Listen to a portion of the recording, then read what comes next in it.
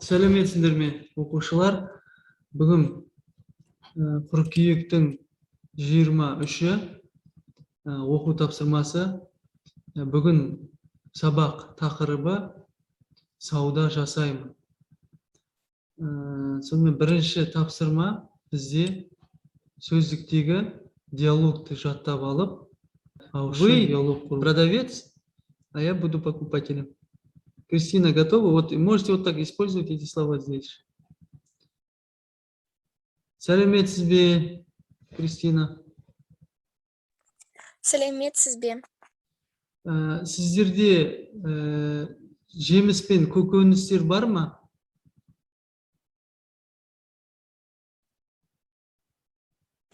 Бар. Алма қанша тұрады, алма? Алма без жуз теңге тұрады. Неге қымбат? 500 теңге қымбат қой. Түсіңіз. Иә, жақсы. Торт жуз елу. Жақсы, рахмет. Жарайды, аламын. Және алмұрт бар ма? Алмұрт. Маған 2 килограмм алмұрт керек. Бар. Алмұрт қаншадан тұрады? Қанша тұрады? Алмұрт без елу. Без жуз елу тұрады. Маған 1 килограмм алма, 2 килограмм алмұрт және картоп беріңіз, картоп. Картоп 2 жуз тұрады. Жақсы. 5 килограмм картоп, 1 килограмм алма, 2 килограмм алмұрт, барлығы в общем қанша болды ақша? 2000. 2000 теңге. Жақсы, рахмет. Сау болыңыз. Сау бол. Второй тапсырма тогда Диана сізге арналады. Суретке сәйкес түсіп қалған сөзді тауып жазыңыз. То есть относительно к этим рисункам, да, здесь в каждом предложении не хватает по одному слову. Вы должны найти, которое подходящее слово с рисунком, чтобы подходило. Отбасы жүр. Яна. Отбасы дүкен жүр. Иә. Отбасы дүкен. В магазине будет дүкен. Дүкенде.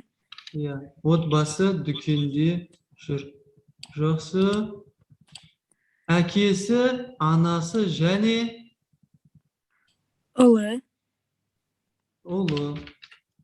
Жақсы.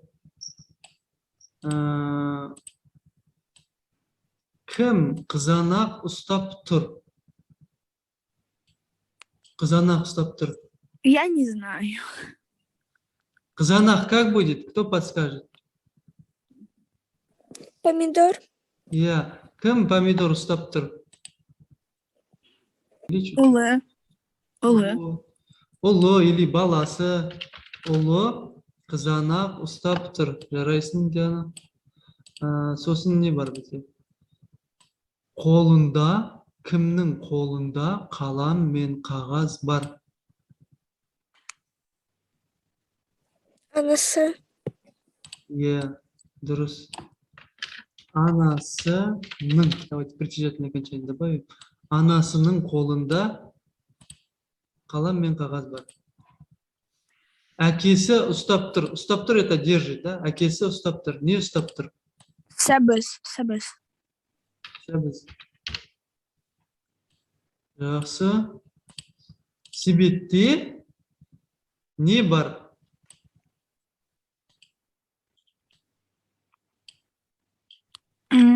Азық-түлік. Азық-түлік. Қарбыз. Қалай? Қарбыз. Қарбыз, иә. Қарбыз бар. Жақсы. Себетте азық-түлік, қарбыз бар. Жарайсыңдар. Диана, Ника. 4-ші тапсырма. Сөздердің орын тәртібін орналастырып. Здесь надо найти порядок каждого слова и составить предложение. Соответствующим. Вот, например, дүкенге келді отбасы. Кристина? Отбасы дүкенге келді. Правильно. Отбасы дүкенге келді. Значит, последний должен быть всегда глагол. Анасы сатып көкөніс алды.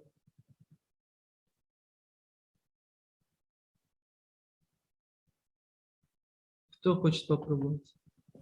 Анасы көкөніс сатып алды. Анасы көкөніс сатып алды. Жарайсың, Ника? Салды әкесі себетке көкөністерді. Себет ол корзина ғой, корзина.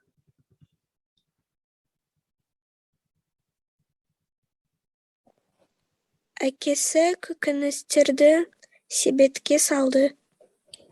Әкесі көкөністерді себетке салды. Молодец, Ника. Кішкентай лимон қыз қолына алды.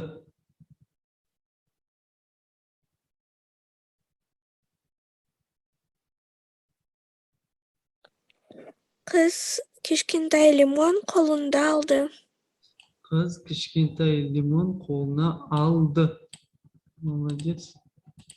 И последний. Ұнайды маған дүкенде сауда жасау.